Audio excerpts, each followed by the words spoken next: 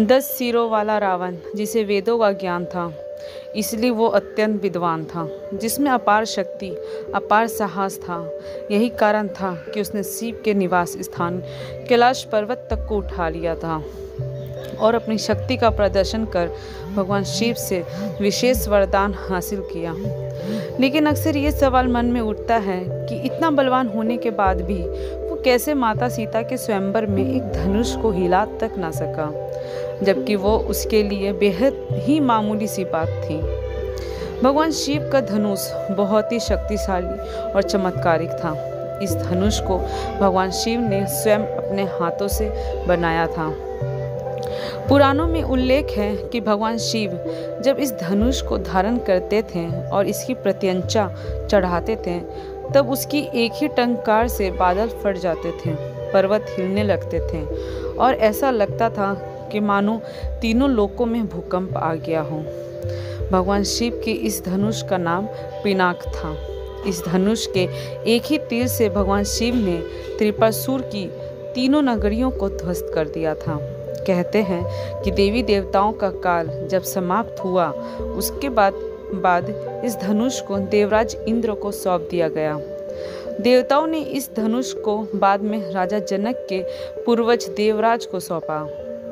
उन्हीं के धरोहर स्वरूप यह धनुष राजा जनक के पास सुरक्षित था। राजा जनक इसको अपने महल में पूर्ण रूप से संरक्षित करके रखते थे। एक बार अचानक बाल्यावस्था में देवी सीता ने खेल खेल में उस धनुष को उठा लिया, जिसको देखकर राजा जनक आश्चर्यचकित हो गया। उन्होंने मन ही मन प्रतिज्ञा कर ली कि सीता का विवाह उसी से होगा जो इस धनुष को उठाकर इस पर प्रत्यंचा चढ़ाएगा। लेकिन रावण तो बहुत ही बलशाली था, वह विद्वानी था और वह कोई आम इंसान नहीं था। उसके लिए इस धनुष को उठाना संभव था, लेकिन फिर भी वो यह ना कर सका। दरअसल इसके पीछे एक कारण था। इसकी वजह को श्री रामचरितमानस में लिखित एक चौपाई से समझा जा सकता है। चौपाई कुछ इस प्रकार है: उठऊँ राम भजऊँ भव चापा, मिटहूँ तात जनक परितापा। इसका अर्थ है, हे पुत्र श्री राम, उठो और भव्य सागर रूपी इस धनुष को तोड़कर जनक की पीड़ा का हरण करो। राजा जनक, जो अपनी पुत्री सीता के विवाह को लेकर काफ़ी चिंतित थे। इस चौपाई में भव चापा शब्द का अर्थ है धनुष को उठाने के लिए शक्ति की नहीं बल्कि प्रेम की ज़रूरत है। इसके मुताबिक जो अहंकार से कोसों दूर हो, दयालु हो, मृदभाषी व कृपालु हो, ऐसे ही सद्गुणों से युक्त व्यक्ति इस धनुष को उठा सकता था। लेकिन रावण एक अहंकारी राजा था।